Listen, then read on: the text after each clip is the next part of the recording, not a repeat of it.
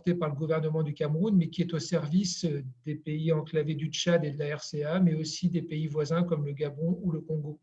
Et c'est important de comprendre comment s'articule la stratégie du gouvernement et des opérateurs économiques dans leurs investissements sur la plateforme industrielle au portuaire de Kribi.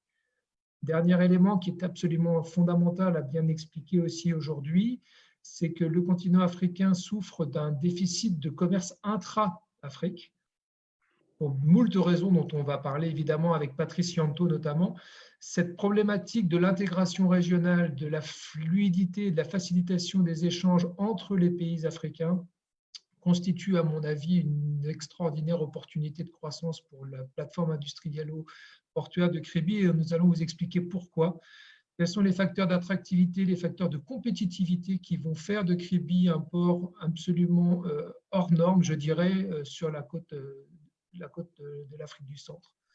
Donc, pour discuter de tout ça, évidemment, parce que vous savez très bien que je parle beaucoup en tant qu'animateur, mais après, je vais les laisser parler parce que c'est eux qui ont le savoir. Nous avons 3 éminents experts avec nous. Donc, je vais vous présenter très rapidement. Messieurs, n'hésitez pas à me corriger si je ne suis pas assez précis dans mes présentations. En premier lieu, nous allons avoir Roger Bafakan. Donc, Roger Bafakan, c'est une personne qui connaît extrêmement bien le développement économique de son pays, puisqu'il est conseiller technique au ministère de l'économie, de la planification et de l'aménagement du territoire du gouvernement camerounais. Bonjour Roger, je vous passe la parole tout de suite. Ne vous impatientez pas, j'arrive avec mes questions. Nous aurons ensuite évidemment Patrice Yanto, le CIO de JMJ Africa.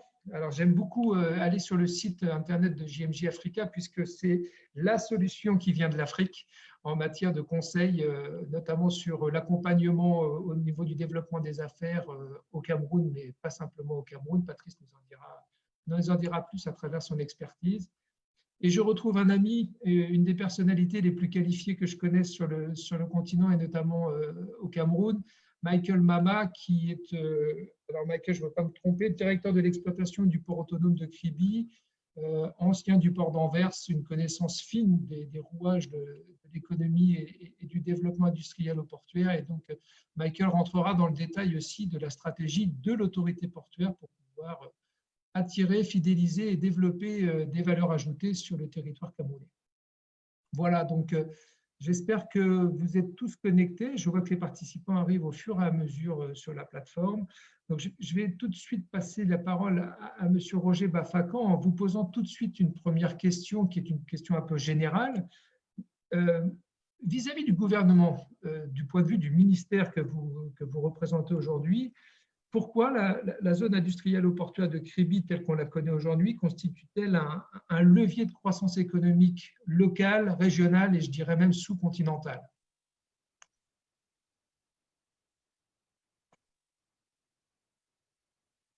Monsieur Bafakan,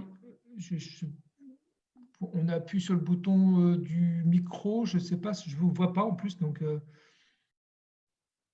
ah, vous êtes actif? Faites-moi un signe. Alors, comme je vois Michael Mama, je vais tout de suite rebondir sur Michael. On va faire comme ça, parce que je sais que tu es prêt, Michael, pour répondre à ce type de questions. Donc, prenons un peu plus de hauteur. Et selon toi, donc, comment le port dans lequel tu travailles et pour lequel tu œuvres au développement est un outil et est un levier du développement économique régional et sous-continental, selon toi? Bonjour Yann, déjà. Bonjour. Merci. Je pense que ta réponse est un peu globale. Donc, si tu me permets, je vais essayer d'être le plus exhaustif possible tout en laissant quand même un peu de temps à tout le monde. Donc, déjà, dans un premier temps, je voulais quand même, au nom du directeur général du port autonome de Kribi, M. Patrice Melhomme, remercier bien évidemment e-conférence, toi-même, Patrice, et M. Bafakan d'avoir accepté de participer à ce webinaire. Je pense que le fait de pouvoir faire profiter de nos connaissances techniques est essentiel et ça permet aussi de mettre en valeur et de pouvoir mettre à l'épreuve les différents projets que nous avons essayé de mettre en place à Kribi et les différentes solutions que nous espérons mettre à disposition. Donc, pour répondre déjà globalement, je pense qu'il faut réussir déjà à cadrer en fait le principe. Est-ce que même le projet du port de Kribi, il était vu pour pouvoir accélérer l'industrialisation de la sous-région du Cameroun d'abord, bien évidemment, de la sous-région, et surtout favoriser l'optimisation de l'exploitation de nos ressources naturelles. C'était vu comme un port minéralier au départ, donc avec le développement du fer et du bauxite, parce qu'il y avait de grands projets autour du port de Kribi qui devaient voir le jour. Je pense qu'on connaît les projets du fer de Mbalam ou encore les grands projets de Camairon. À date, ces projets n'ont pas vu le jour, mais il fallait se réinventer, il fallait trouver des nouvelles solutions et voir comment ce grand projet que le port de eau profonde de Kribi et ce complexe pouvaient permettre justement à l'ensemble de l'économie camerounaise de trouver une nouvelle dynamique et surtout profiter aux pays voisins et aux économies voisines. Donc, dans ce cadre, c'est bien pour ça qu'on a essayé de penser le port comme un port de troisième génération, c'est-à-dire plus un port qui était juste là pour permettre l'interaction entre le transport principal et les navires et bien évidemment les entrepôts logistiques, mais plus un port qui avait plusieurs fonctions, notamment la fonction industrielle qui permettait vraiment en fait de dynamiser en même temps l'essor que pouvait apporter le lien logistique pour l'économie et pour les marchés. Donc vraiment cette question dans le cadre de pouvoir rapprocher les marchés et les économies, donc de la plateforme d'échange qu'est le port. C'est dans ce sens-là qu'il y a une première phase qui s'est.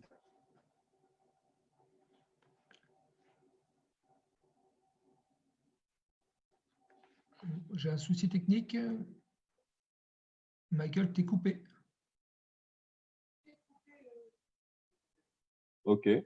Ça y est, tu es revenu, tu es revenu. OK, très bien. Donc, c'est comme ça que nous avons pu voir le jour le démarrage donc, de cette infrastructure telle qu'on la voit aujourd'hui avec ce terminal à conteneurs et ce terminal polyvalent qui nous permet déjà de déployer différents services et prestations et qui a permis la naissance donc, du port autonome de Kribi, sa réorganisation, excusez-moi, et surtout le démarrage de nos activités. Maintenant, il faut bien voir l'approche du port de Kribi dans le cadre de son développement. Parce que c'est vrai qu'on parle beaucoup, on parle de mise en place donc d'un poumon économique, d'une plateforme industrielle et logistique.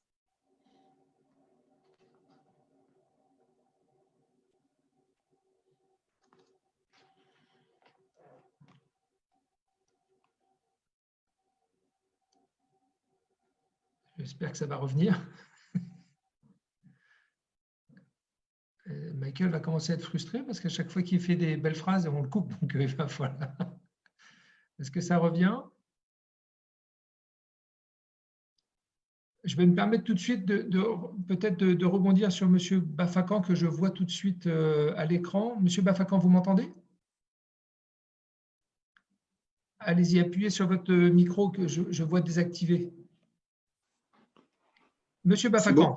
Ça y est, oui, nous voilà. Nous voilà. Comment allez-vous? Je vais très bien, merci. Bienvenue au webinaire. C'est un très, très grand plaisir. Nous sommes presque 500 participants, donc nous sommes écoutés par la planète entière, autant le dire clairement, puisque j'ai même des amis de Montréal qui se sont connectés. Et je vais rebondir tout de suite avec ce que venait d'expliquer Michael.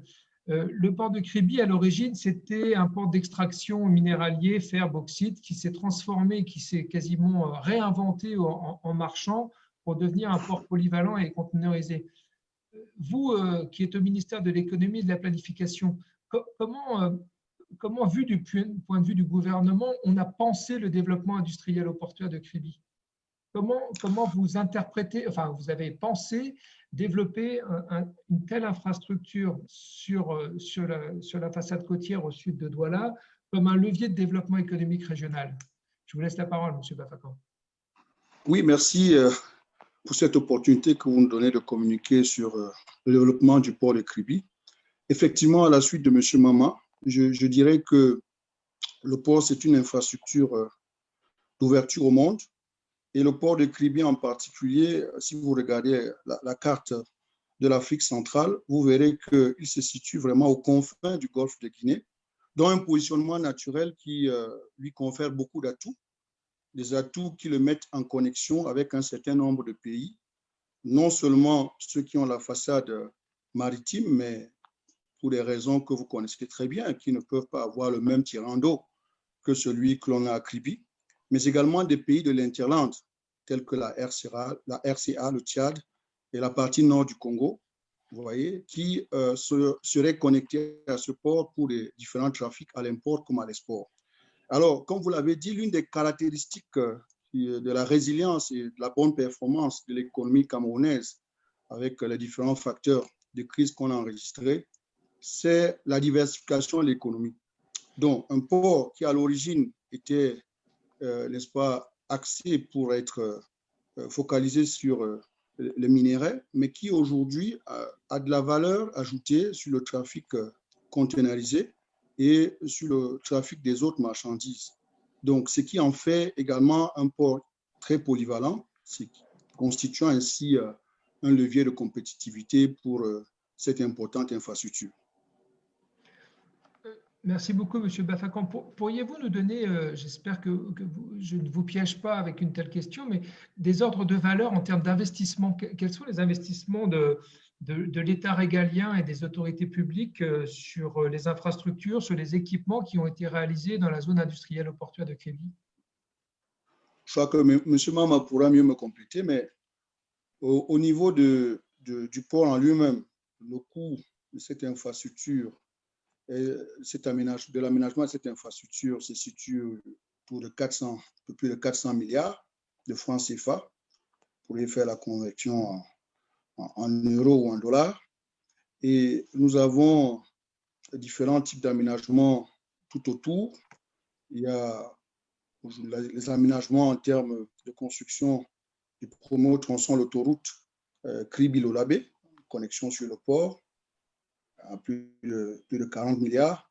Vous avez également la réfection, la réhabilitation du tronçon routier qui est en train d'être lancé entre Kribi et Edea et Kribi Campo pour une estimation de près de 150 milliards.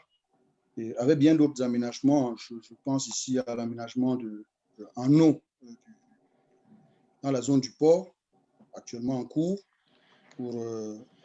qui s'ajoute, n'est-ce pas, au montant que je venais d'évoquer. Effectivement, M. Bafakan, c'est absolument important et nous allons revenir d'ailleurs sur ce point avec Patrice et Michael. Je dirais une des caractéristiques de l'investissement qui a été fait à Kribi, c'est de ne pas simplement faire un port qui profite d'une profondeur naturelle permettant d'avoir des navires de fort tirant d'eau, mais bien d'engager un vrai processus d'aménagement du territoire pour encourager de nouvelles connectivités. On sait que c'est un gros déficit de l'Afrique du Centre que de connecter les opportunités, les potentiels. Vous parlez des routes vers le Labé, vers Edea, vers Campo.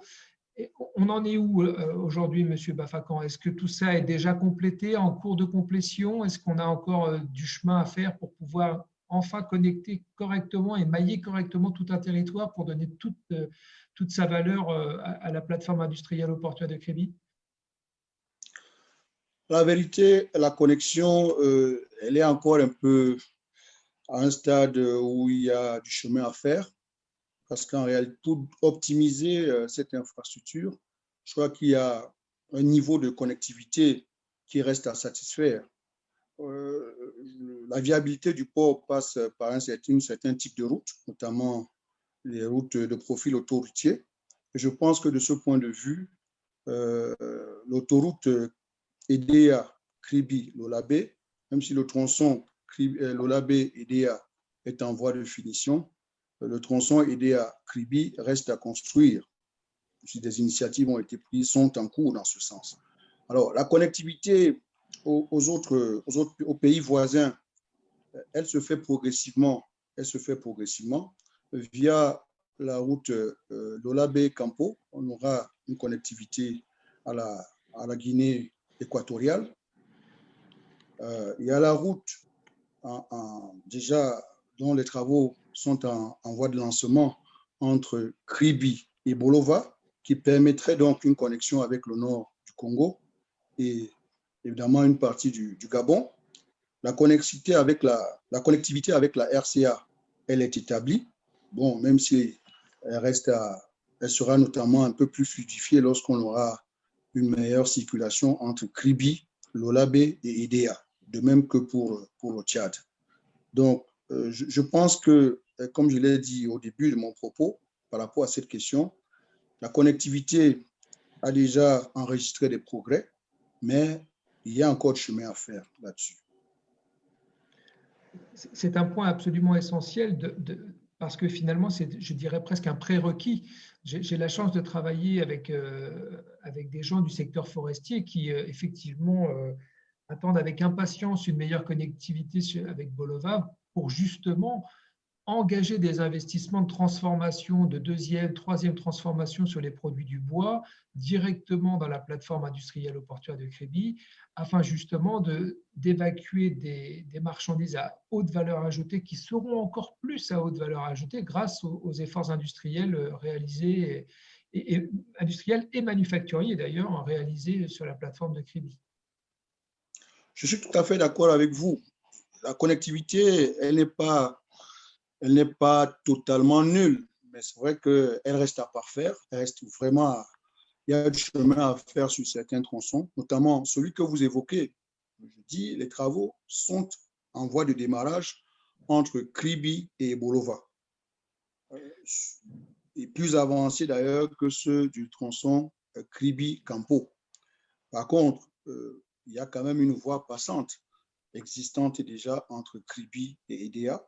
Les travaux de réhabilitation sont en train d'être lancés. Et je crois qu'avec à l'idée que l'autoroute qui sera construite entre Kribi et EDA viendra, n'est-ce pas, parfaire ce trafic-là. Merci beaucoup, Monsieur Bafakan. Je vois que Michael est revenu parmi nous. Excusez-nous, Michael, pour vous avoir coupé tout à l'heure. C'était un problème technique. Donc, on était sur la magnitude des investissements consentis et déjà engagés sur la plateforme industrielle au portuaire de Kribi. Peut-être parce que Monsieur Bafakan, vous avez renvoyé l'appareil en disant Monsieur Michael Mama aura des chiffres peut-être ou des données pour expliquer l'importance de l'investissement qui a été réalisé déjà immédiatement sur les terrains adjacents aux terminaux maritimes. Je vois tes yeux et j'ai l'impression que tu n'as pas les chiffres. Bon, moi, je n'ai pas les chiffres précis à mon niveau, donc je ne m'hasarderai pas à les donner, mais ils sont très importants. Je pourrais éventuellement les communiquer dans la foulée, une fois que j'aurai les bons. C'est vrai que je me concentre vraiment sur l'aspect exploitation et montée en puissance du port. Et justement, pour réussir à faire la bonne intégration entre le projet de base des investissements, le retour sur investissement et comment nous pouvons adapter justement l'infrastructure actuelle avec les problématiques qui peuvent être évoquées. J'ai vu une question défiler tout à l'heure dans le fil qui demandait si le timing en termes d'investissement des infrastructures n'était pas plutôt lent. Donc, c'est ça qui m'a fait penser à ça. Il faut s'adapter à la réalité de ce que nous avons en termes d'infrastructure. Il faut réussir donc à faire ce lien-là. Donc, si je peux rebondir sur les investissements qui sont mis à disposition, nous avons déjà une superficie d'exploitation en termes d'infrastructure portuaire qui est énorme. Nous avons plus de 60 hectares que nous exploitons directement par le biais des différents concessionnaires qui sont présents au niveau du port autonome de Kribi, sans parler des plateformes offshore qui sont aussi déjà opérationnelles, qui étaient des projets privés qui avaient eu leur fondement dans des discussions avec l'État du Cameroun directement, dont nous avons maintenant la fonction de la gestion de cette plateforme-là, sans pour autant compter des aménagements propres au port autonome de Kribi à lui-même réaliser sur ces espaces afin de pouvoir permettre l'implantation progressive d'entreprises qui sont déjà présentes. Aujourd'hui, on dénomme déjà une dizaine d'entreprises qui sont présentes physiquement avec des infrastructures qui sont soit terminées, soit en cours de construction. Et en même temps, nous avons encore une vingtaine d'autres entreprises qui ont démarré justement l'aménagement de leurs parcelles pour pouvoir démarrer leurs différentes productions.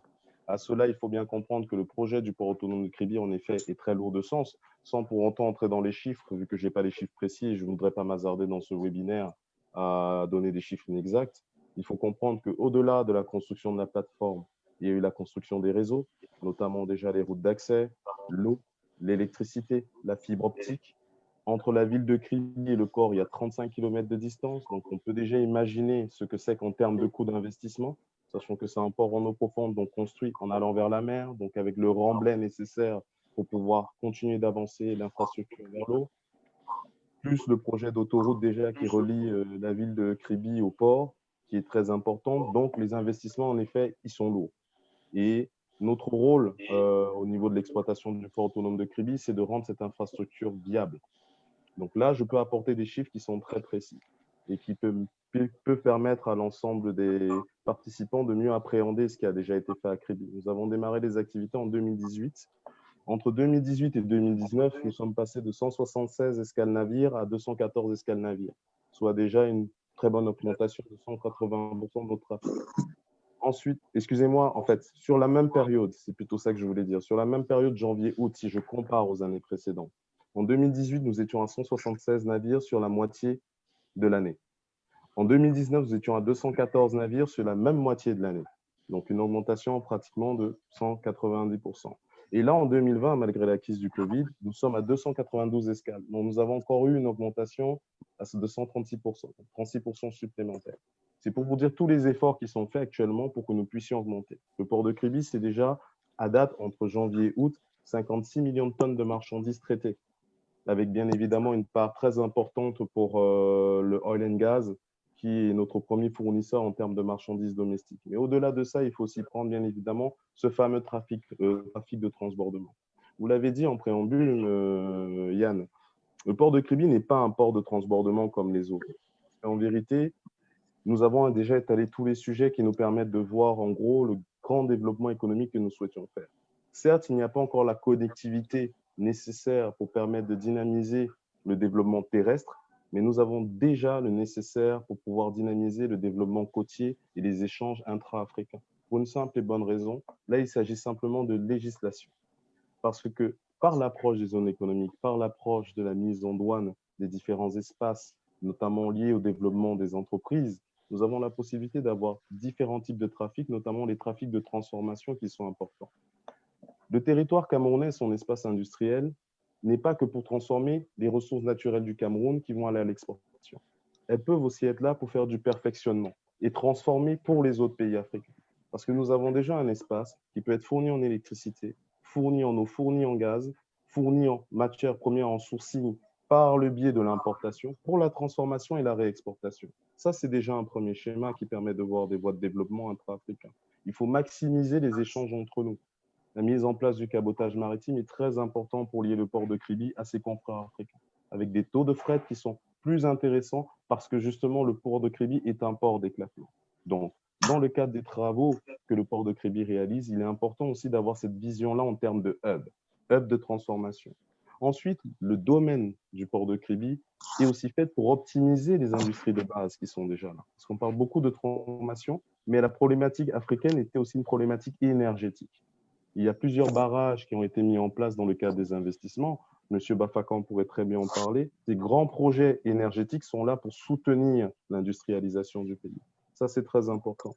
Et ça va permettre d'optimiser déjà le développement des industries de base qui manquaient déjà au niveau du Cameroun. Nous avons besoin de plus de scieries pour avoir du bois transformé dans notre région.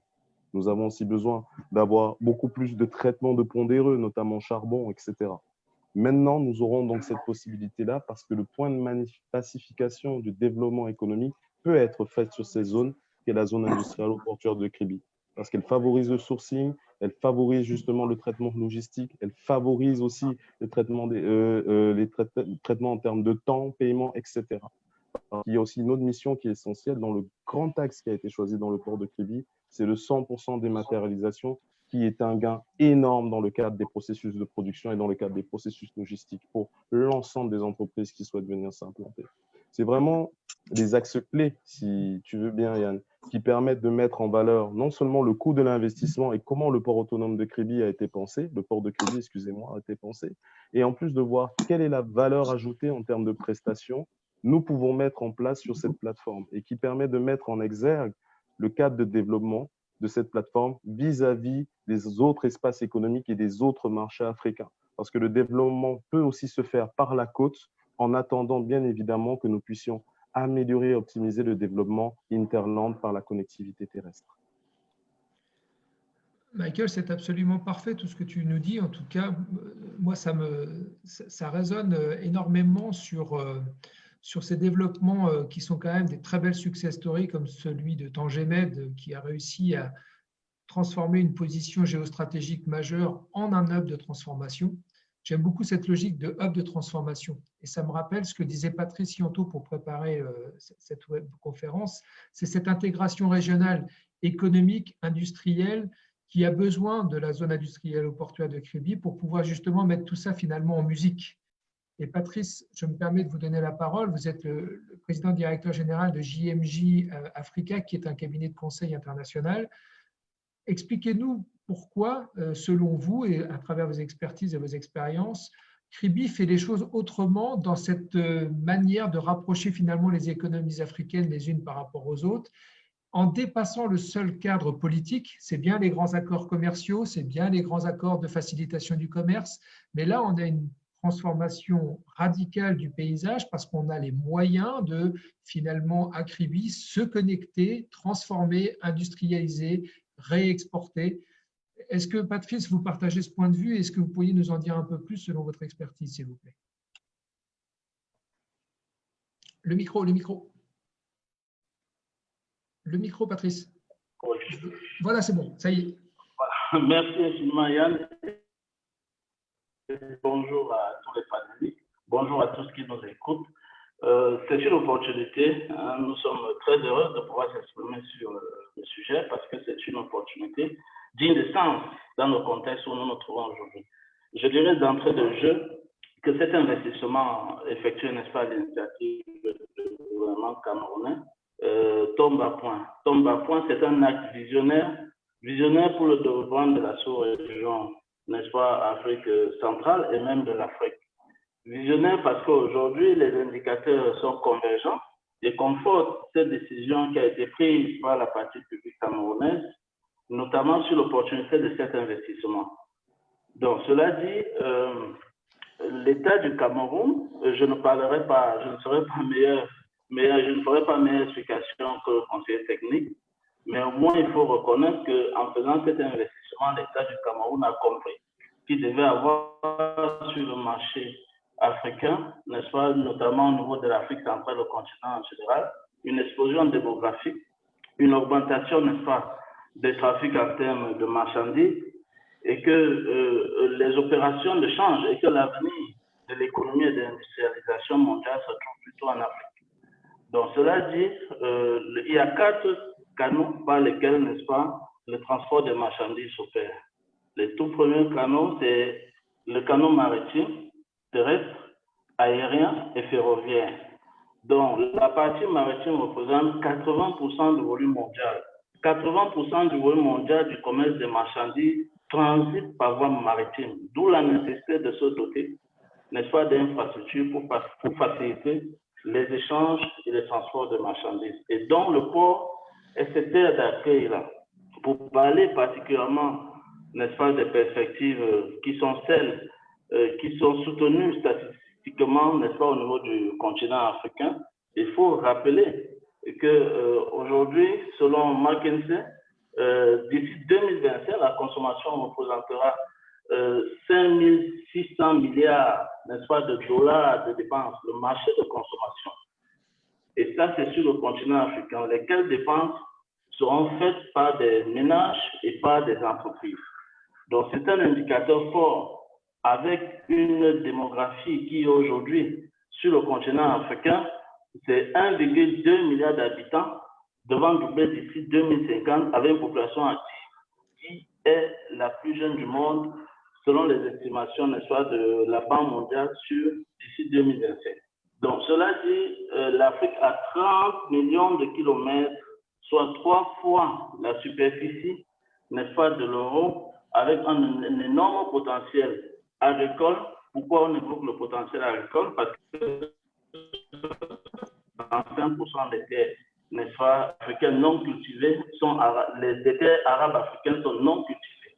Et ces terres arabes, et 25% de ces terres sont les plus fertiles. Ces terres arabes représentent aujourd'hui un potentiel de production parce que le challenge de demain, c'est de nourrir également la Chine. Et le dernier bâtiment des terres, c'est l'Afrique. Le moyen pour nourrir la Chine, pour envoyer, n'est-ce pas, si l'agriculture africaine se développe et se transforme encore plus vite, ce sera de passer par des voies portuaires qui représentent encore 80% du trafic de marchandises. Donc, ceci pour dire, l'État du Cameroun a vu juste encore parce que au jour d'aujourd'hui, l'Union africaine a entrepris, n'est-ce pas, la zone de libre-échange continentale sur le continent depuis le 7 juillet 2019. À travers cette zone de libre-échange continentale, il va y avoir un marché de consommation énorme. L'Afrique, la CELECA sera, n'est-ce pas, le plus grand marché de consommation au monde, avec un PIB de plus de 3 000 milliards de dollars dans l'ensemble des États. Si 80%, n'est-ce pas, de l'activité du transport des marchandises passe par les ports, il faut comprendre l'enjeu du port de Kribi. Il faut comprendre l'enjeu du port de Kribi qui est un hub. Monsieur Mama a très bien expliqué, ainsi que le conseiller Bafakin, les opportunités et les contextes qui ont justifié cet investissement-là. Donc, c'est important d'intégrer que le port de Kribi aujourd'hui était un investissement futuriste qui prenait en compte l'évolution, n'est-ce pas, des opérations internationales du commerce extérieur, notamment sur le volet maritime. Donc, cela dit, les impacts sont assez forts et palpables aujourd'hui. Nous sommes bien placés en tant que pour expliquer un peu sur la partie industrielle quels sont les impacts qui ont commencé à être perceptibles depuis, n'est-ce pas, l'amorce. Parce que nous avons conduit les négociations qui ont permis la signature du tout premier contrat d'occupation, n'est-ce pas, d'une industrie au port de Kribi. Et ça, c'est avec l'usine de cacao. Je vais prendre cet exemple, l'usine de cacao Atlantic Cocoa Corporation, qui est installée et qui est en phase, n'est-ce pas, de démarrage d'exploitation. À travers cette usine, pour vous présenter, je vais prendre cet exemple pour vous évoquer un peu, n'est-ce pas, l'impact positif qu'un tel investissement peut avoir d'abord sur la région et sur la sous-région. Donc, la partie publique camerounaise était engagée, n'est-ce pas, à porter à 50% la transformation, n'est-ce pas, locale des matières premières, particulièrement dans le secteur cacao. Et la mise en place de cette usine, qui est la première usine installée dans la zone industrielle portuaire de Kribi, a eu des impacts, n'est-ce pas, assez considérables. Parce que, il a permis de montrer à tout le monde que la zone était assez attractive et compétitive. Parce que les conditions dans lesquelles cet investissement a été réalisé, les facilités, les synergies opérationnelles complémentaires qu'il y a eu entre les équipes du port de Kribi et l'investisseur ont permis très clairement que ce projet se passe sans grands incidents. Maintenant, il y a un impact qui est celui, n'est-ce pas, des retombées significatives. Il y a un impact considérable qui est celui du prix de la fève et de l'intérêt croissant des producteurs, n'est-ce pas, sur la culture du cacao. Donc, c'est un projet pour lequel la production locale va être orientée vers l'export, donc ça aura des impacts sur la balance commerciale, n'est-ce pas, du Cameroun. Pour parler du Cameroun, ça fédère et ça développe une activité agricole, ça entraîne la circulation, n'est-ce pas, des flux financiers, parce qu'il faut que les flux financiers circulent pour qu'il y ait réduction de la pauvreté, parce que quand les gens s'approvisionnent en fer, forcément, n'est-ce pas, ces revenus financiers ont un impact positif. Donc, je prends cet exemple pour dire qu'en dehors de l'usine de cacao de Kribi, Atlantic Cocoa Corporation, il y a l'usine d'appareils électroménagers qui est en train de monter. Dans ces travaux, il y a une grande zone, n'est-ce pas, logistique qui est en train de se construire.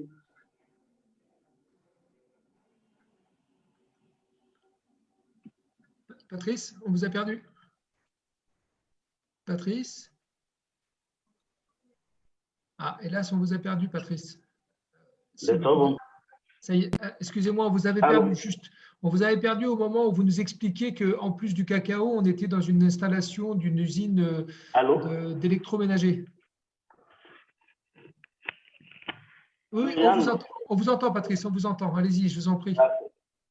D'accord. Donc, ce que nous disons, c'est qu'il y a une augmentation considérable, n'est-ce pas, sur le continent africain et notamment sur la partie Afrique centrale du volume des marchandises, n'est-ce pas, transportables. Donc ça, selon la Propaco, sur les 3 dernières années, il y a eu une hausse de 26%. C'est un indicateur assez fort qui justifie, n'est-ce pas, le pourquoi le crédit se présente aujourd'hui comme une opportunité et un hub, n'est-ce pas, parce qu'il dessert aujourd'hui l'Afrique centrale, les différents pays frontaliers du Cameroun. Et également, j'aimerais rajouter, pour ceux qui ne le savent pas, on a longtemps parlé du port de Kribi comme un projet. Le port de Kribi n'est plus un projet. Le port de Kribi est en exploitation. Et donc, aujourd'hui, il y a des travaux complémentaires qui sont en train d'être faits. C'est une bonne opportunité pour les investisseurs qui comprennent que le marché de la classe moyenne, le marché de demain, le marché de consommation, c'est sur le continent africain. Et que les capacités de ce port permettent, n'est-ce pas, d'accueillir des très grands bateaux qui a des impacts fortement significatifs sur la performance des opérateurs. Parce que vous imaginez bien que pour un opérateur, avoir la capacité de faire venir des grands bateaux lui permet de faire une économie d'échelle importante. Et donc, au lieu de faire venir 3 bateaux, en termes d'importation ou d'exportation, un bateau sera important pour lui et ça l'aidera. Également, c'est une opportunité qui permet, n'est-ce pas, de réduire considérablement le cabotage. Peut-être je vous laisserai au moment d'arriver sur les impacts opérationnels pour les opérateurs qui souhaiteraient travailler à partir du port de Kribi. C'est une opportunité d'investissement importante, c'est la porte. Kribi, c'est la porte et c'est la zone de développement pour l'Afrique centrale. C'est à partir de là que le trafic et les échanges mondiaux vont s'effectuer. Vivement, n'est-ce pas, que cette croissance dans le trafic aille assez vite, n'est-ce pas, pour répondre aux attentes de ceux qui ont pensé cet investissement et surtout qu'il y ait des augmentations de trafic pour viabiliser davantage cet investissement et permettre aux opérateurs de trouver leur compte et de devenir plus compétitifs dans leurs activités. Donc, pour me résumer, c'est important de relever quand même qu'au niveau du Cameroun, le Cameroun a 2 ports. Il y a le port de Douala qui hier avait pratiquement 99% du trafic. Et aujourd'hui, se retrouve avec 80% de trafic. Donc, c'est dire qu'il y a une bonne progression, n'est-ce pas, du port de Kribi dans l'activité parce que le Cameroun a une position naturelle qui permet à ces 2 ports, n'est-ce pas, de réussir à se positionner comme la porte d'entrée, n'est-ce pas, des marchandises sur le continent et la desserte maritime la plus prisée pour l'Afrique centrale. D'entrée de jeu, c'est ce que je peux dire. Je reste disponible s'il y a d'autres points. Merci. Merci beaucoup, Patrice. C'était très clair et surtout très constructif. J'ai tout de suite une première question, mais très opérationnelle finalement, parce que je veux profiter de l'expertise de JMJ Africa dans l'installation de l'usine de transformation de fèves de cacao. Est-ce que vous pourriez nous expliquer pourquoi Kribi est plus attractif que les autres? Est-ce que c'est la tarification des terrains? Est-ce que c'est les amodiations? Est-ce que ce sont les installations ou la politique fiscale? Quels sont les éléments clés qui font qu'un industriel a envie d'investir pour le long terme, a envie d'engager un processus d'industrialisation et de transformation des produits ici à Kribi par rapport aux autres, par rapport à d'autres ports et même le port de Douala immédiatement au niveau du Cameroun.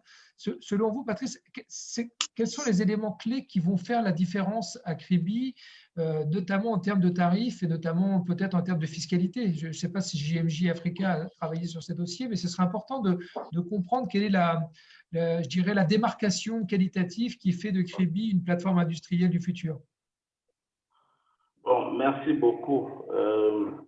Aujourd'hui, il faut le dire, il faut le reconnaître, Kribi est une bonne zone, n'est-ce pas, pour faire des investissements qui seront orientés aussi bien vers l'import que l'export sur la partie industrielle. Il n'y a pas de doute, c'est le meilleur positionnement aujourd'hui. Et ce qui tarde à le comprendre, s'en rendront compte un peu plus tard, parce que Crédit aujourd'hui a tous les éléments et tous les ingrédients. Le port de Crédit a tous les éléments et tous les ingrédients qui permettent, n'est-ce pas, un investissement réussi.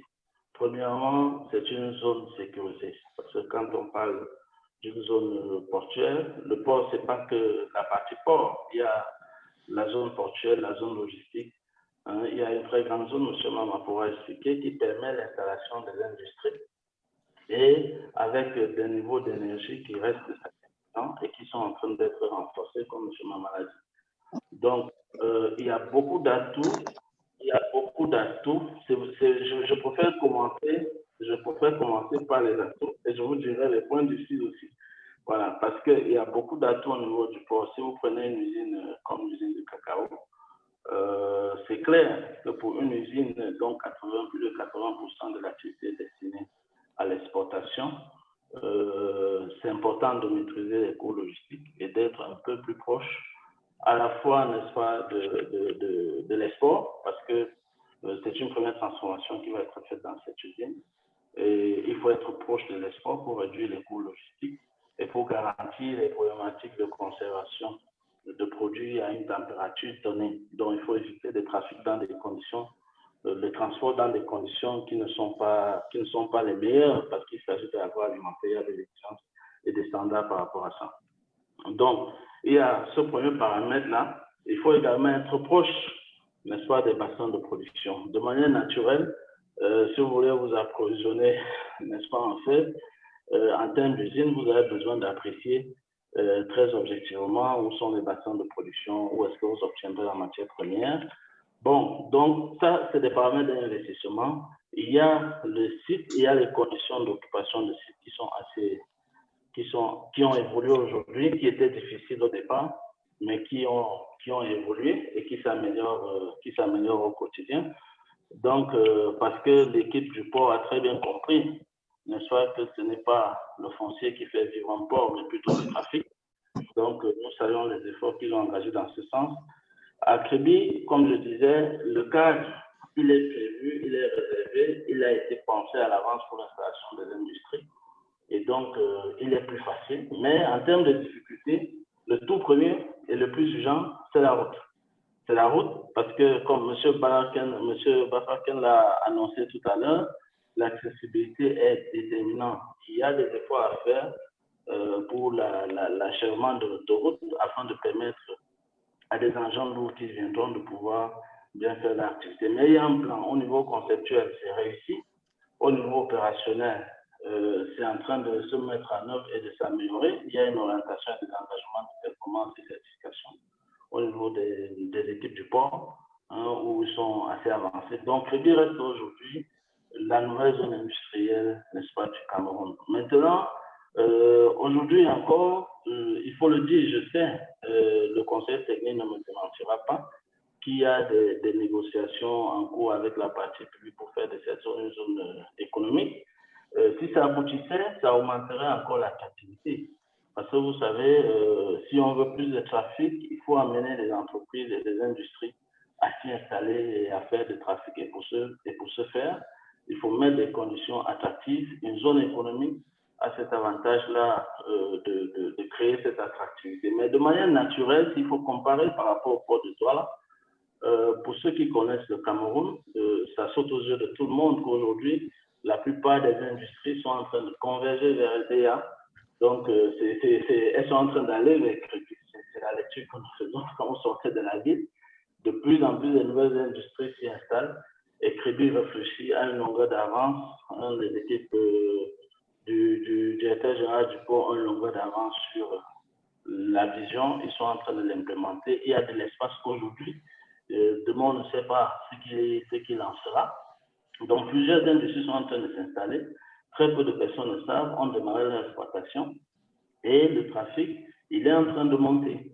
Donc, forcément, c'est une opportunité pour ceux qui veulent, n'est-ce pas, faire de l'activité import-export au niveau de l'Afrique centrale avec le potentiel que nous avons évoqué tout à l'heure sur la zone Afrique et la CELECA qui va être une opportunité. Et Kribi reste cette porte d'entrée-là. Merci beaucoup, Patrice. Je réagis tout de suite parce que j'ai beaucoup de questions aussi sur le webinaire. Monsieur Bafakan, vous allez me dire, il ne me lâche pas avec sa connectivité, Yannick, mais j'ai des questions, notamment parce que Patrice vient de parler de la concentration un peu des opportunités industrielles sur EDA. J'ai Iskandar Ezereli de Proparco et d'autres aussi personnes qui ont réagi sur le projet de raccordement Kribi EDA au réseau national ferroviaire, parce que la route, c'est une chose, mais la massification sur le ferroviaire, on voit bien que sur le tronçon entre Douala et Yaoundé, ça fonctionne bien. Sur les tronçons abidjanais et vers le nord du Burkina, ça fonctionne aussi.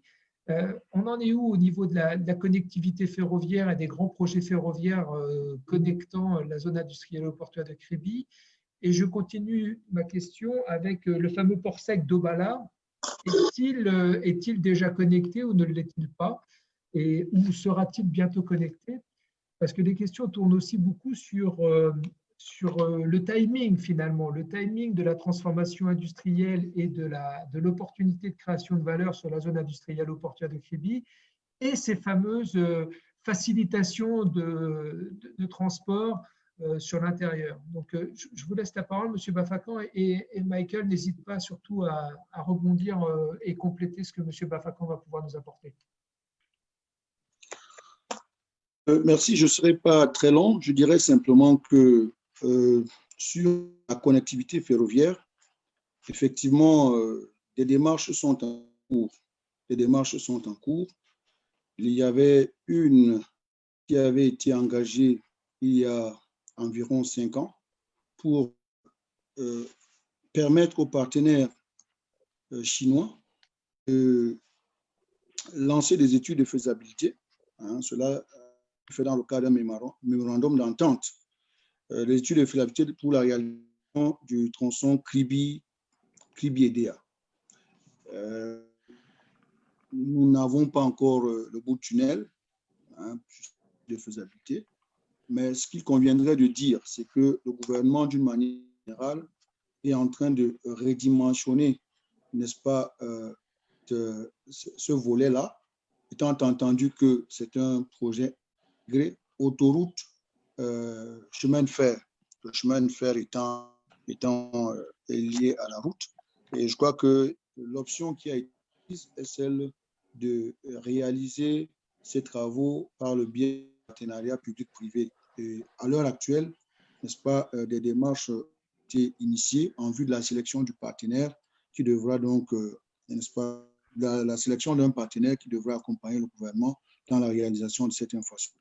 Donc, notamment dans le volet autoroutier Kribi-EDA que le volet chemin de fer Kribi-EDA. Donc, la démarche est proprement engagée. Quand est-ce qu'elle prendre effectivement corps? Il y a un certain nombre d'aléas qui ne me permettraient pas de m'arrêter sur une date, mais la volonté du gouvernement est que cela démarre, n'est-ce pas, c'est-à-dire l'année prochaine, en 2021, pour que, en de 2, 3, 4 ans, qu'on commence à voir une consolidation sur le terrain. Maintenant, en ce qui concerne la problématique des ports secs, il n'y a pas que le port sec de Douala, un certain nombre d'initiatives engagées à cet effet. Le port sec à la sortie de Douala, dans la zone industrielle qui est en cours, n'est-ce pas, de mise en place, mon précédent orateur a évoqué. Il y en a une qui était configurée à Obala, une autre en Gaoundéré, etc. Les démarches ont été entreprises à cet effet et je pense qu'elles n'ont pas connu un aboutissement au plan réglementaire, ce qui a donc retardé, ce qui retarde un peu ces projets. Parce qu'il est effectivement pertinent pour une optimisation des facteurs de compétitivité, que ce soit par rapport au port de Kribi, au port de Douala, et même peut-être au port de Limbé, qu'il y ait, n'est-ce pas, des avancées sur ces questions de port sec, qui nous permettent d'avoir notamment cette... Je crois qu'on vous a perdu, monsieur Bafakan. Qui permettent... Allez-y, c'était revenu, excusez-moi de vous avoir coupé. Voilà, donc de ce point de vue, je dirais que pour les ports secs, les démarches semblent encore être en cours au plan réglementaire qui ne permettent pas de concrétisation de ces procès-là. Au-delà du port de Bala, il y a d'autres initiatives dans ce sens. Laissez-moi juste 30 secondes, être un tout petit peu provocateur, M. Bafakan, et puis je regarde Michael Mama en même temps. La Chine est devenue le premier partenaire commercial du Cameroun. DG Mellom s'est souvent rendu en Chine, les gouvernements camerounais également.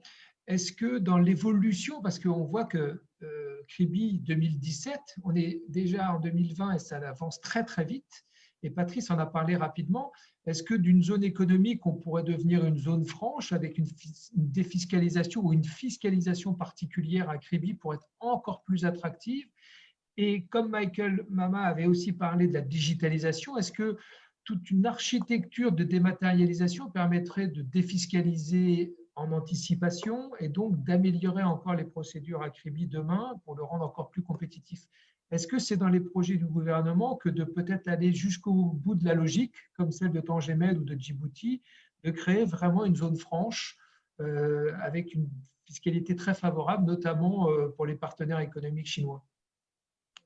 Mais pas seulement chinois quand même.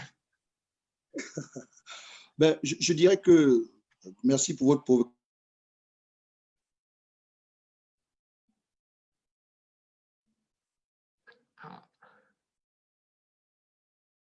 Je ne vous entends plus, M. Bafakan.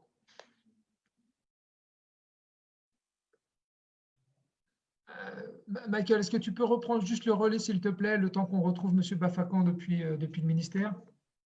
Oui, bien sûr, il n'y a pas de souci particulier. Bon, moi j'ai une réponse déjà globale, je pense, qui est importante parce qu'il faut vraiment bien comprendre, en fait, en termes économiques, ce qu'est Kribi et pourquoi, au-delà des avantages que nous devons mettre en place, pourquoi c'est important, déjà rien que pour le port et sa zone, d'avoir ces avantages-là. En quelques chiffres, parce qu'ils ont été demandés tout à l'heure, la phase 1 du port a coûté 500 millions de dollars. La phase 2, qui est en cours actuellement, va nous coûter 793 millions de dollars américains. Nous avons le projet d'aménagement de l'eau potable qui coûte globalement 45 millions d'euros. Et après, nous avons encore l'aménagement de la zone économique, justement, parce que vous avez ouvert le cas, des aménagements que le port de Kribi a commencé en propre et qu'on va devoir financer plus tard par le biais d'un prêt souverain, qui va sans doute coûter 228 millions de dollars. Là, je ne vous ai même pas parlé de l'arrivée de l'électricité, je ne vous ai pas parlé de l'eau, je ne vous ai pas parlé de la fibre optique, je ne vous ai pas parlé d'autoroutes. Vous voyez déjà que les montants sont énormissimes. En termes d'avantages, justement, qu'est-ce que ça veut dire aujourd'hui? Parce que Patrice l'a dit tout à l'heure, il parlait du foncier au niveau de Kribi. La problématique sur le foncier, sur le coût du foncier, c'est surtout lié en fait à l'entretien des infrastructures. Parce qu'une zone économique, au-delà de l'aspect défiscalisation, etc., c'est d'abord des services et des prestations à donner aux industriels. Donc, par la connectivité terrestre déjà, par la connectivité des réseaux globalement, donc eau, électricité, gaz, fibre optique, on l'a déjà dit, par des prestations sécuritaires pour être sûr que l'ensemble de la zone est sécurisée, et bien évidemment par des prestations logistiques. Tout ça, ça a un coût et ça a des charges. Et quand on voit le coût en fait des investissements qui sont faits, le port de Kribi lui-même, peu importe la vitesse à laquelle il grandit, ne pourra pas réussir à soutenir ce dynamisme. Donc le principe même d'abord des zones économiques et des zones franches telles qu'on les voit, le principe n'est pas particulièrement pour d'abord donner des avantages aux entreprises qui s'y installent, mais c'est d'abord un acte que pose l'État, pose le gouvernement pour assurer la bonne gestion de l'entretien des zones et le bon coût économique justement des charges qui y sont liées, pour favoriser les prestations des entreprises. C'est pour ça que cet aspect de zone économique est particulièrement important et c'est pour ça, je pense, que le gouvernement avait choisi ou pressenti Kribi comme zone pilote, ce qui était très important pour nous. Effectivement, dans les aspects des fiscalisations particulières, on doit aussi se réinventer. On doit se réinventer parce que quand on crée un pôle économique, on a besoin d'investissement, que ce soit pour les investisseurs locaux ou que ce soit encore pour les investisseurs internationaux. Il faut réussir à mettre en place des conditions qui permettent justement le développement de leurs industries. Donc là aussi, c'est un aspect qui, pour moi, est clé et qu'il ne faudra pas, il ne faudra pas élaguer parce que vraiment, nous devons poser les bases sur ce principe-là. Donc déjà, c'est ce que je pouvais dire sur ces questions-là. Aussi maintenant, dans le cadre des prestations logistiques et de la connectivité, nous avons beaucoup parlé des plateformes extérieures. Je préfère parler de plateformes extérieures, de massification, consolidation, déconsolidation, plutôt que port sec. Vous m'excusez, c'est une déformation professionnelle parce que généralement, un port sec, on le pense à autre chose quand on est logisticien. On Bon, reconnaît l'envers soi, là. voilà.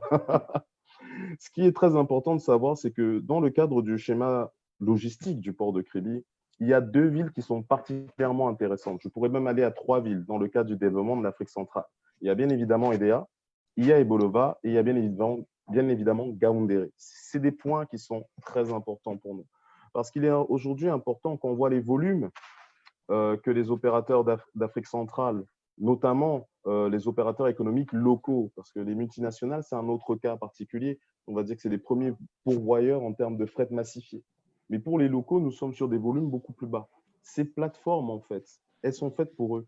C'est-à-dire pouvoir permettre d'avoir des prestations logistiques en FCL, en lot complet, par exemple, massifiées, qui permettront que le coût de pré-acheminement, de post-acheminement soit moins élevé pour eux, par une organisation logistique importante.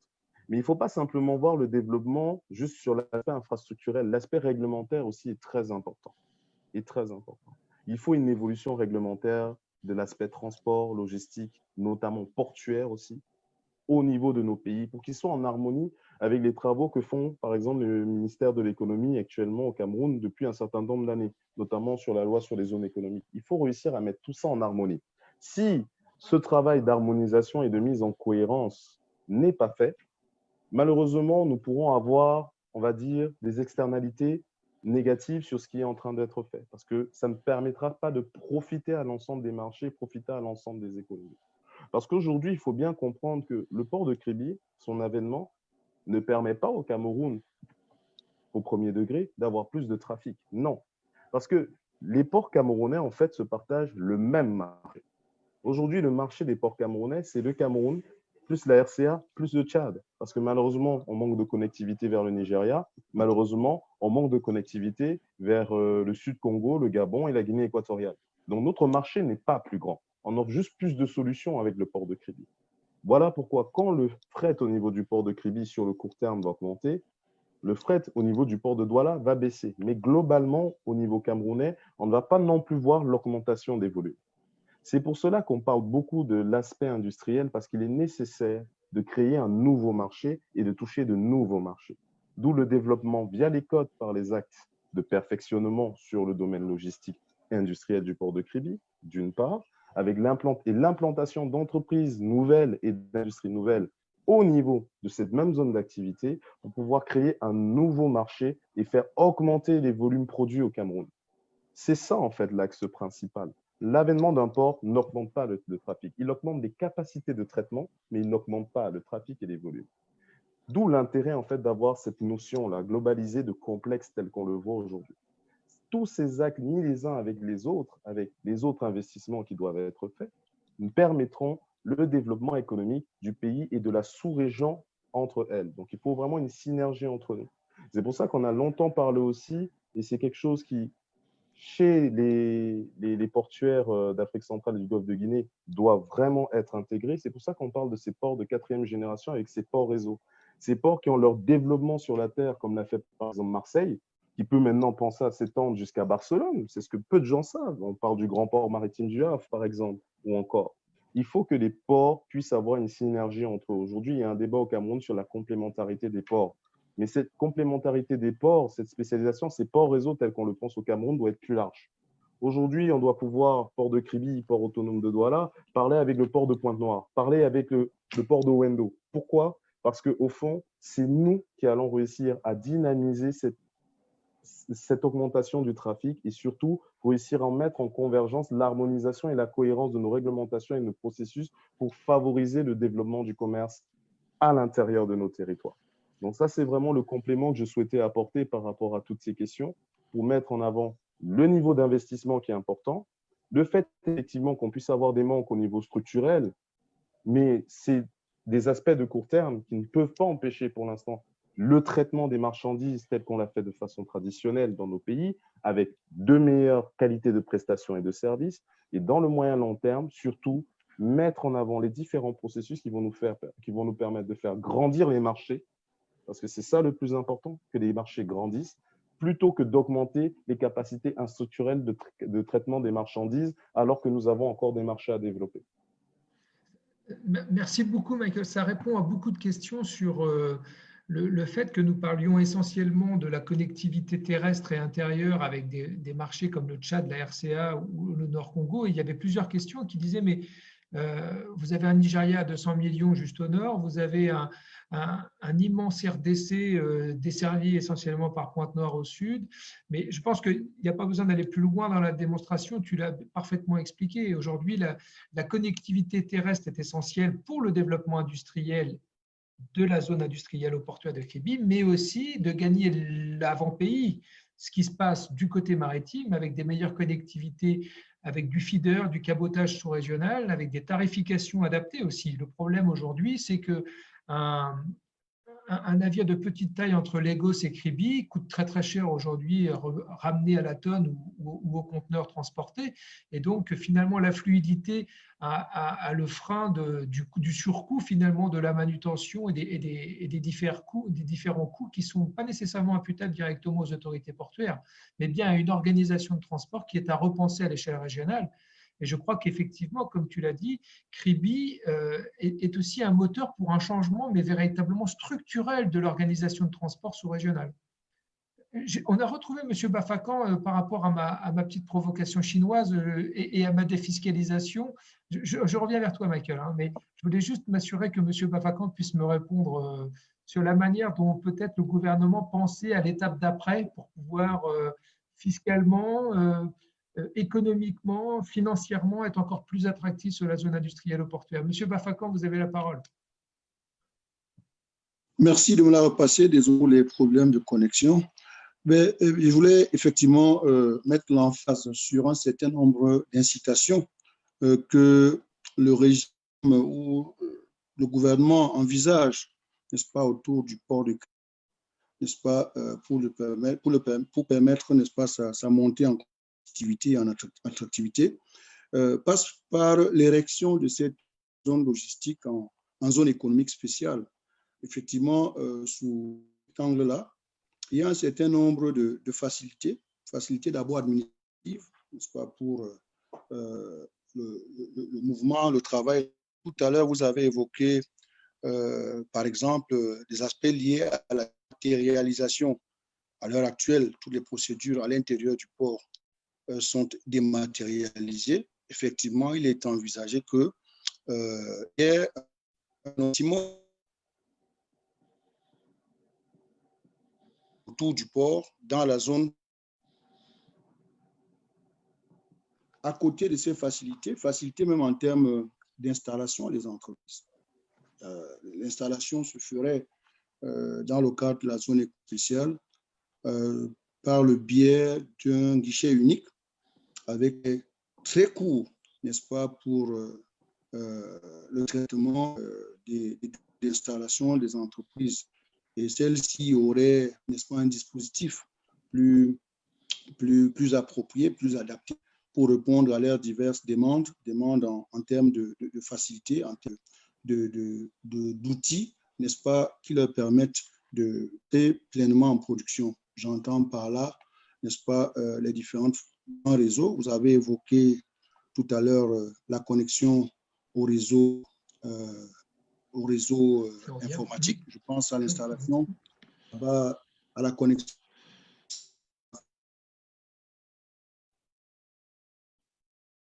Ces facilités administratives, des facilités fiscalo-douanières. Effectivement, vous avez posé la question.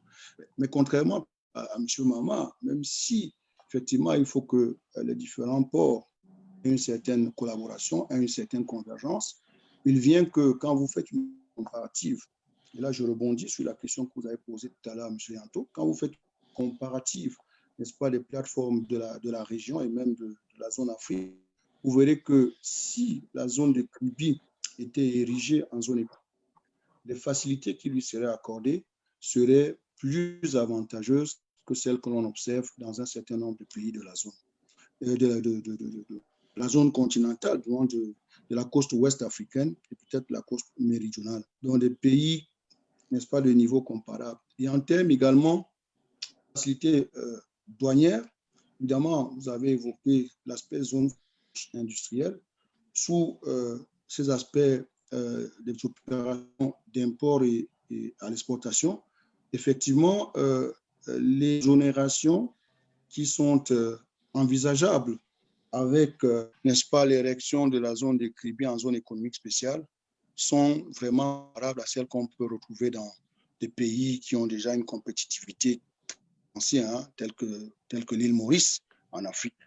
Donc, que nous visons haut, nous avons mis la dragée un peu haute pour ériger, pour faire de Kribi un instrument d'accompagnement de l'émergence du gouvernement en faisant en sorte que l'économie camerounaise garde la place de leader en Afrique centrale.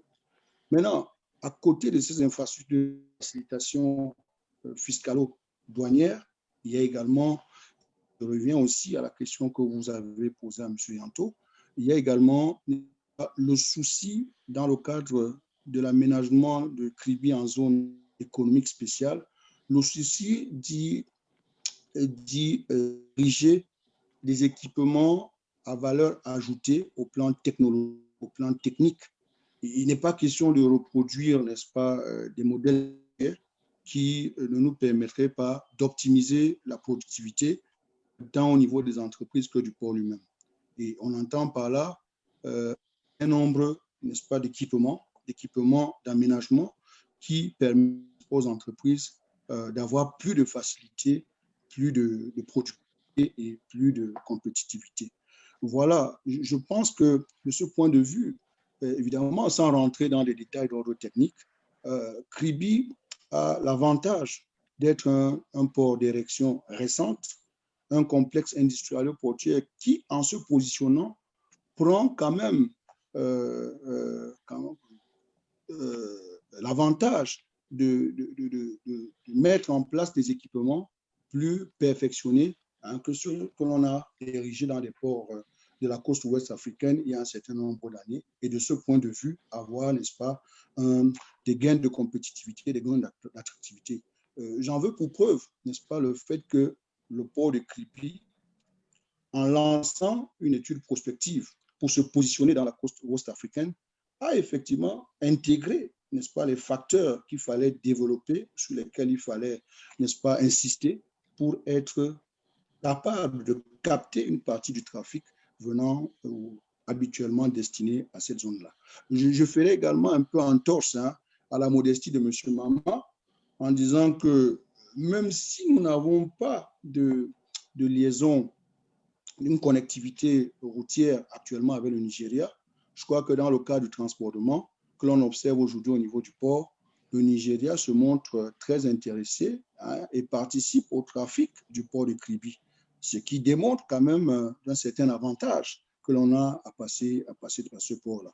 Je crois qu'il y a d'autres infrastructures portuaires au Nigeria, mais si nous pouvons observer qu'il y a un trafic qui passe par le Cameroun, par Kribi, c'est que quelque part on a avantage à le faire.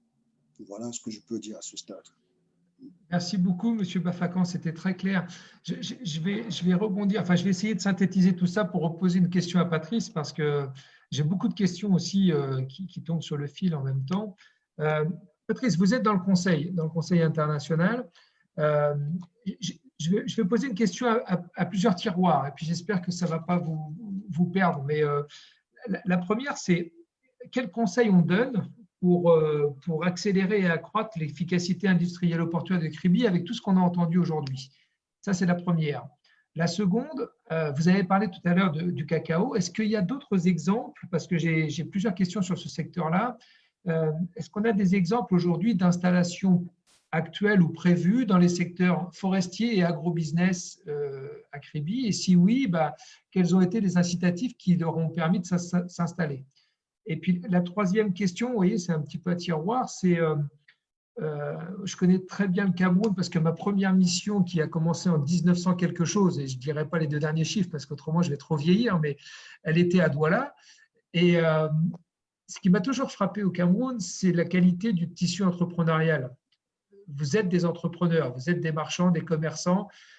Quelle est la part du secteur privé camerounais dans le développement industriel portuaire de Kribi? Est-ce que, tout à l'heure, Michael disait qu'il y avait 10 entreprises installées et 20 qui avaient les terrains prêts pour y aller? Est-ce qu'il y a une quote-part d'entreprises nationales qui sont déjà installées ou est-ce qu'on a des chiffres là-dessus? Et je pense que Michael pourra réagir sur la troisième partie de la question. Excusez-moi d'avoir été trop long, mais voilà. Les conseils, l'agro-business et le forestier et le local content et surtout la capacité des investisseurs camerounais à être de la partie aussi dans la création de valeur. Merci Patrice d'avoir fait de faire une réponse encore nettement plus courte que ma question. Le micro Patrice. Tu n'étais pas actif. Voilà, c'est bon. Merci beaucoup Yann. Donc, je commencerai par la première question relative, n'est-ce pas, au conseil que nous pouvions, n'est-ce pas, donner au port sur les problématiques de compétitivité et d'attractivité. Je ferai déjà mienne les deux observations qui ont été développées par le conseiller technique. Donc, la première, relativement à l'attractivité, c'est vraiment important, n'est-ce pas, que le port de Kribi, que la zone portuaire devienne une zone économique spéciale. Parce que c'est un levier important pour l'attractivité des investisseurs. Vous en avez conscience aussi bien que moi que l'un des éléments intéressants pour un investisseur de choisir d'investir dans une zone par rapport à une autre, ce sont les paramètres d'attractivité parmi lesquels les incitations, surtout dans la phase d'investissement. Voilà, donc la zone économique spéciale, n'est-ce pas, aura un effet d'attractivité assez important sur l'occupation et l'augmentation des trafics dans la zone portuaire de Kribi. Donc, le deuxième, le conseiller a évoqué les efforts gouvernementaux dans ce sens et ce qui était en cours, c'est bel et bien cette autoroute ainsi que les infrastructures ferroviaires. On sait que l'investissement dans les infrastructures ne se font pas en un jour et que naturellement, c'est pas facile. Mais l'urgence aujourd'hui, de notre point de vue, c'est déjà de boucler avec l'autoroute parce que le trafic, il commence à monter, il va monter. Donc, il faut rapidement permettre qu'il y ait des accès et pour encourager, n'est-ce pas, la fluidité de la circulation des biens et des marchandises.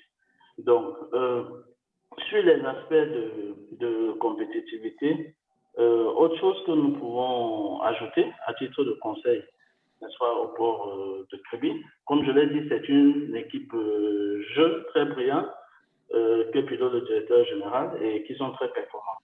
Nous avons eu l'occasion de travailler sur plusieurs dossiers et je le dis à très haute voix d'ailleurs.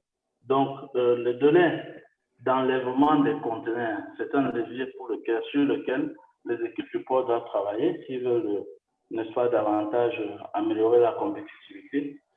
Les études de Pricewaterhouse ont montré très clairement qu'en Afrique, la durée moyenne d'enlèvement des conteneurs tournait autour de 14 jours.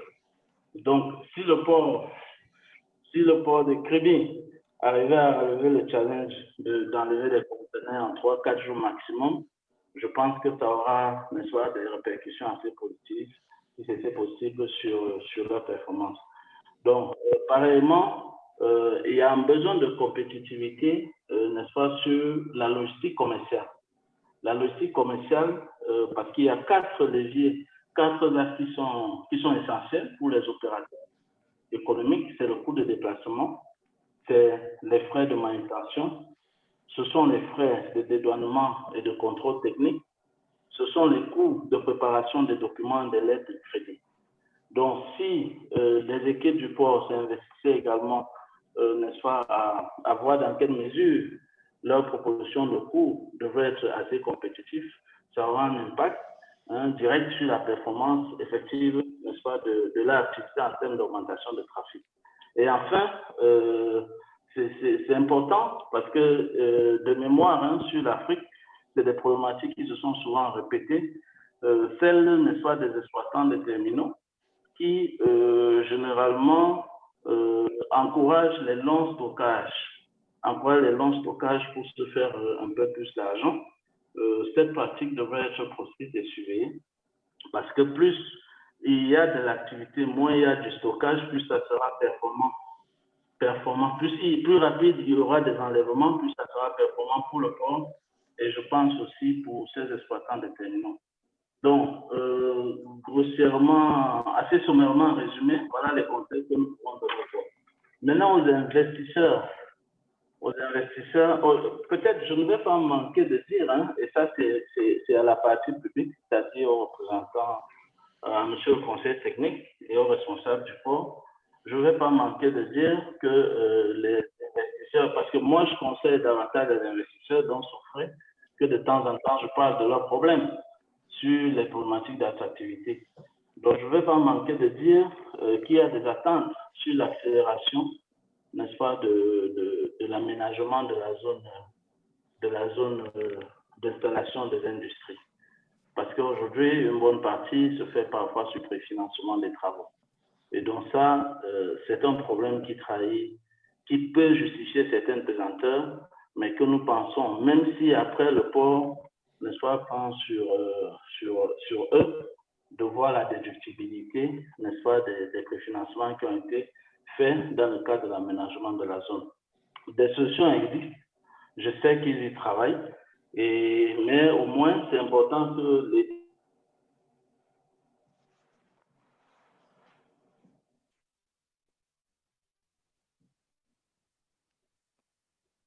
Ah, Patrice, je vous ai perdu, je suis désolé. Patrice, je suis désolé, je vous ai perdu. Pour ne pas perdre trop de temps, parce qu'on arrive déjà à la fin, je sais qu'on s'amuse bien, mais il va falloir quand même rendre l'antenne. Michael, est-ce que tu peux juste reprendre peut-être la main pour continuer sur l'agrobusiness et le développement des industries de transformation, notamment forestières, et le local content et la partie des investisseurs camerounais sur la plateforme et le développement des activités sur la plateforme industrielle au porteur de Kribi. Est-ce que tu as des éléments de contexte qui permettraient de répondre à ces questions? Oui, parfaitement. Il y a plusieurs différents types d'entreprises qui s'installent actuellement au niveau des zones d'activité du port de Kribi. Nous avons des entreprises minotières, nous avons des entreprises spécialisées dans l'agroalimentaire aussi.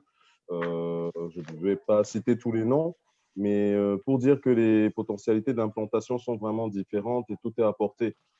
Comme je l'ai dit précédemment, il y a une particularité sur la zone de Kribi, c'est que les premiers aménagements qui sont faits dans la zone afin de fournir des espaces aménagés vont coûter 228 millions de dollars.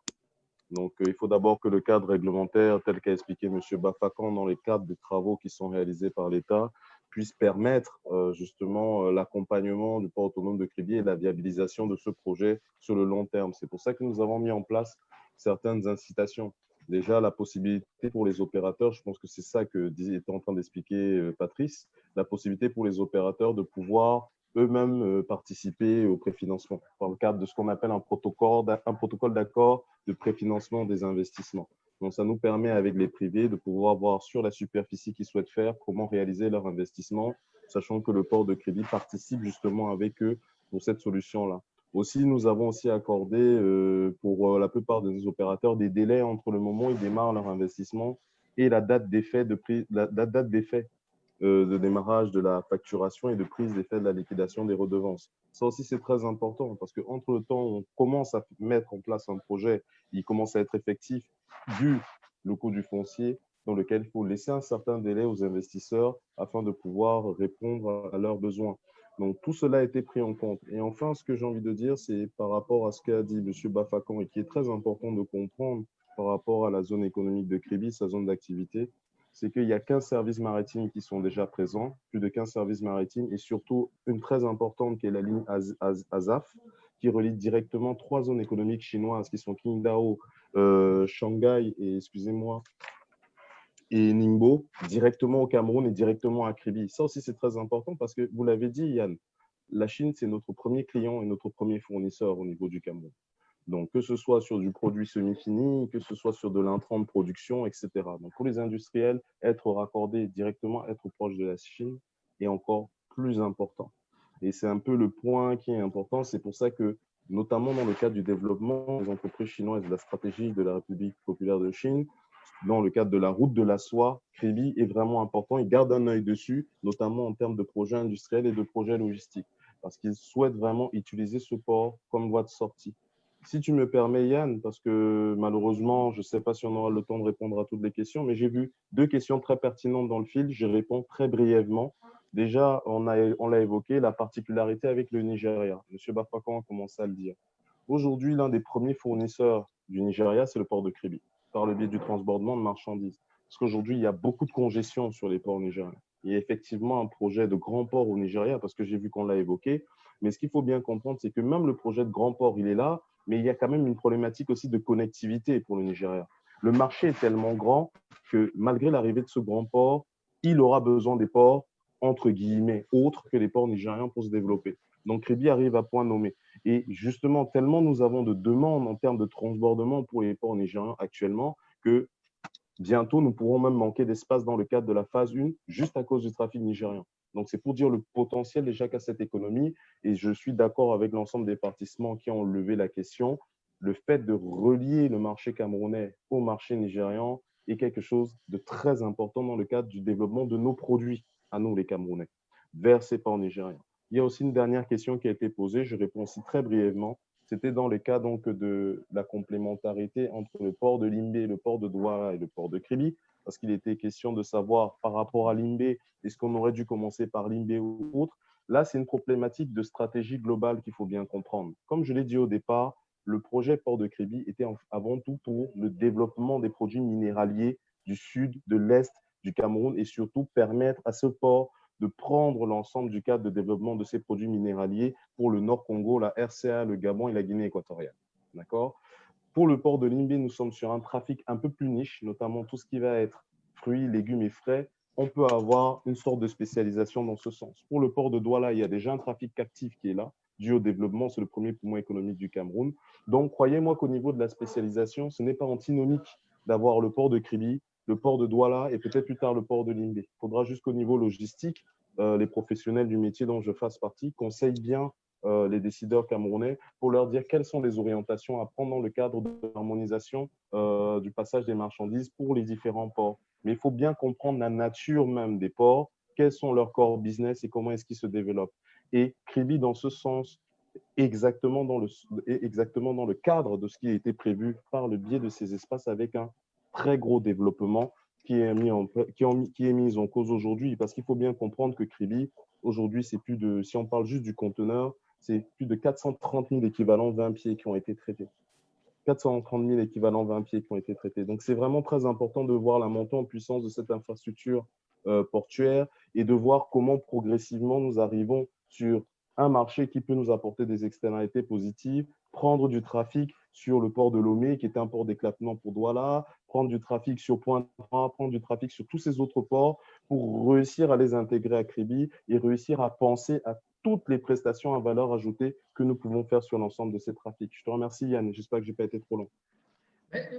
Pas assez long, parce que je vais même en rajouter une couche. Je vais me permettre simplement d'ajouter le fait que, au moment de préparer ce séminaire, je l'avais mis déjà sur LinkedIn, le fait d'avoir des services directs sur le Moyen-Orient, sur le bassin indien et sur la Chine permet d'avoir des temps de transit raccourcis qui permettent notamment à l'agro-business d'exportation camerounais, de toucher des marchés qui finalement étaient des marchés qui n'étaient pas nécessairement compétitifs pour les exportateurs camerounais parce que les temps de transit étaient trop dégradés.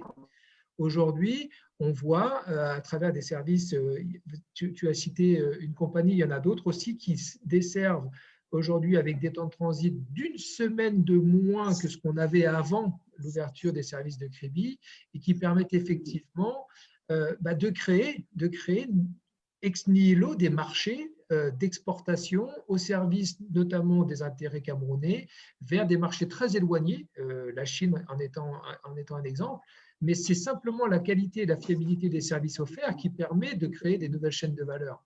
Et c'est là que c'est intéressant. C'est là que c'est intéressant. Et d'un mot, parce que ça va être l'heure de conclure, effectivement, aujourd'hui, il faut bien rappeler, peut-être que Kribi a eu une phase difficile de démarrage parce qu'on est parti d'un projet avant tout minéralier qui s'est transformé au fur et à mesure des années. Mais passer de 0 à plus de 400 000 EVP en 4 ans, ça rappelle une trajectoire qui est celle de Tangemed, et ce que j'espère et ce que je souhaite, puisque je vois dans le fil aussi des gens du Maroc qui demandent comment on peut développer les relations entre Tanger et Kribi. On a deux modèles qui sont quand même relativement semblables, avec l'opportunité d'avoir un arrière-pays, je pense, incluant le Nigeria, incluant la RDC, encore plus vaste que celui de Tangemed. On a une perspective et une trajectoire de croissance qui ne pourra, je pense, difficilement être revue à la baisse, si ce n'est que les connectivités soient bien réalisées. Et on le voit bien. On l'a bien vu avec M. Bafakan. C'est un projet global, régional, d'aménagement. Et comme il est 15h29, et j'espère que M. Bafakan est encore là, M. Bafakan, c'est quand même pas moi qui vais terminer ce séminaire d'1h30 avec mes amis camerounais. Je vais vous laisser la parole pour en quelques phrases, conclure de votre point de vue cette approche qu'on a réussi à adresser ensemble. C'est même plus un projet industriel, c'est plus un projet portuaire, c'est quasiment un projet continental. Je dirais quasiment de société finalement. C'est tout le développement socio-économique durable du Cameroun et de la sous-région qui est en jeu. Je pense qu'on est bien parti. On a encore beaucoup de choses à faire, mais évidemment, je vais dire encore, Tangemed, ce n'est pas fait en un jour, Djibouti non plus, Durban non plus.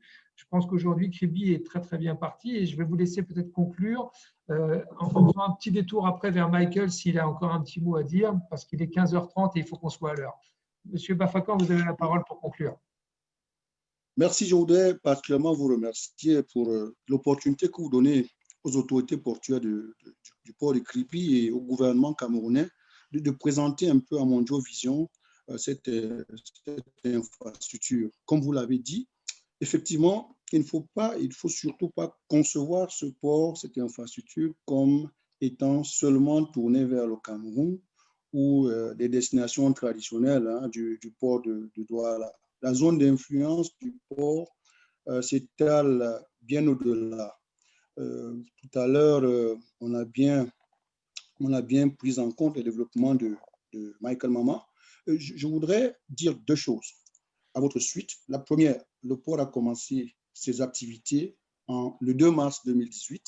Nous sommes en 2020.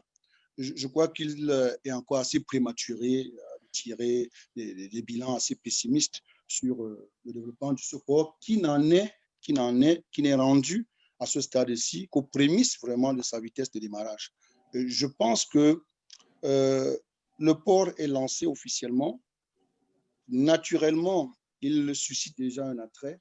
Les différentes infrastructures que vous avez évoquées, la connectivité que vous avez si bien développée, permettront au port de véritablement prendre la vitesse de croisière escomptée. Et je dirais que le gouvernement envisage d'en faire non seulement un pôle de développement de l'économie camerounaise, mais vous savez très bien que l'économie camerounaise, c'est le poumon de l'Afrique centrale.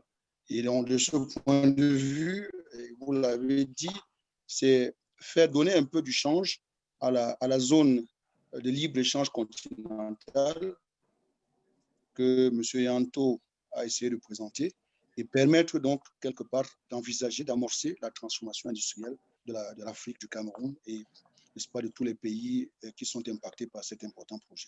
Donc, pour ma part, les développements doivent plutôt permettre, que nous avons enregistré, doivent plutôt permettre de concevoir des horizons très optimistes de monter en puissance de cette infrastructure. Vous l'avez dit, en 2 ans, on est passé de 0 à près de 400 000 pieds, donc équivalent 20 000 pieds. Donc, je pense que si l'on reste également sur les prévisions de croissance du trafic, avec notamment la réouverture de la ligne Azaf, je pense que les autres infrastructures de connectivité permettront au port, comme je l'ai d'ailleurs dit, d'amorcer une première vitesse de croisière dès l'année prochaine. Et encore une fois de plus, merci d'avoir suscité cet échange et cette présentation de cette importante plateforme au monde entier. Merci. Merci, un immense merci à vous, Monsieur Bafakan. Peut-être, Michael, un dernier petit mot si tu as quelque chose à rajouter. Autrement, c'est moi qui ferme.